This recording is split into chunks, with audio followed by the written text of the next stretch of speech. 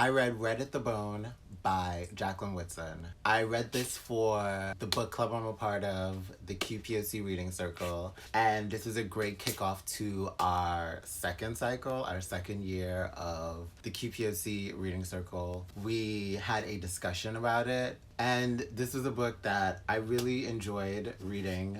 We all enjoyed reading Red at the Bone in the book club. Partly because it was like a really quick, nice, easy read, but it had so much depth to it. One of the members of my book club mentioned that in this book. It was written in these vignettes of their lives, of moments in their lives. You meet the family, you go through their history from like the 1920s. We touch on the Tulsa, Oklahoma race riot. Is it a race riot? It's more, no. The Tulsa, Oklahoma massacre. That's included in here, like, and that made me think of Watchmen. I have heard on, like, while being on Facebook and being on Instagram, like, people post like, oh, there was Black Wall Street, Tulsa, Oklahoma, and there was a massacre that destroyed this thriving, budding Black community that was just trying to make their own way within America, within capitalist America, and racist white people had an issue with that. So they came and they massacred these people. They killed them, cold-blooded killed them,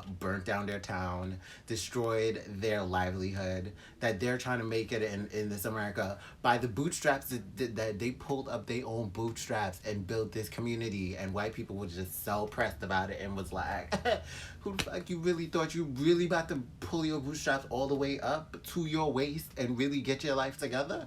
Oh, no. That's not what we're gonna do. We're gonna bust this down. We're gonna cut your bootstraps short. We're gonna kick your shoes off your feet. And you're gonna find, like, no, it's not gonna work. But I digress on this tangent. I saw it on Watchmen, and so it was great to read in this book. There's just very insider things about Blackness, about American Blackness, that are interwoven into the story. I love those little references. There was a reference to like a Wu-Tang concert, and I just watched the Wu-Tang documentary series that Showtime did, and they mentioned the Wu-Tang Rage Against the Machine concert that they did back in 1997, because I think Wu-Tang opened for Rage Against the Machine. It was so great that was mentioned in here. You meet Iris, Sabi, Aubrey, and Melody. I really loved Aubrey's character. I think Aubrey was just, I don't know, I felt so much for him because he was just like such a loving, caring, kind soul. I understood so much of where Iris was coming from. Iris's character was kind of like an explanation or a breakdown of why sometimes a mother would not be there for her child, or like would leave her child and like run off with some man or whatever.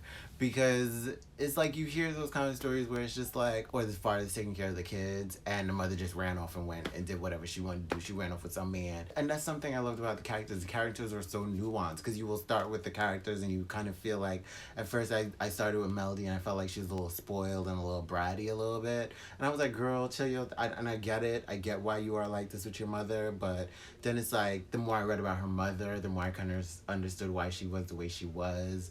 The more I read about Aubrey, I understood why she was the way she was. But then it's like, as you continue to read, you kind of see both sides. You see the nuance in these characters. You see the nuance in who Iris is. She isn't just some deadbeat mother, and Aubrey isn't necessarily like this super good guy. They are more nuanced. Melody isn't just some spoiled brat. I felt like it straddled the line of being like a very adult contemporary novel, but it was also very like, there were young adult moments, because we are dealing with the character of Melody, who is a teenager, but then we also kind of deal with the teenage lives of Melody's parents. So there was like some young adult aspects to this story, but there's also some very adult and very new adult themes and perspectives. I thought the writing was just so beautiful. It was very beautiful. One of my favorite books that I've ever read is The Kite Runner, and I thought Khaled Hosseini's writing was just beautiful. It was very like clear and concise and clean. It conveyed the imagery, the ideas, the thoughts, and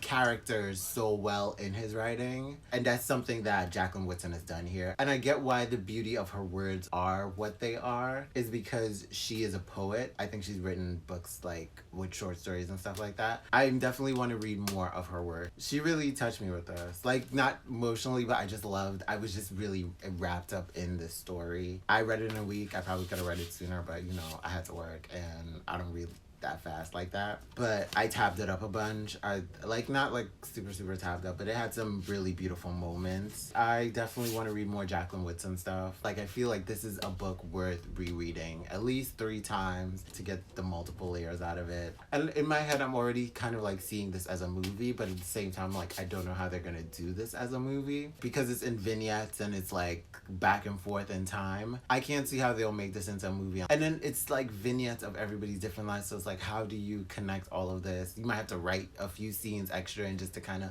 link certain scenes. I enjoyed this book a lot. I love it. I'll definitely be reading more Jacqueline Woodson. I may actually become a Jacqueline Woodson fan. If anything in this video resonated with you, definitely leave a comment. Leave a timestamp to whatever resonated with you. I love seeing those. I love either one, a comment or a timestamp. I love them both. Thank you for sharing your time with me. I appreciate you sharing your time with me. And I am out this bitch like Fleek the fuck.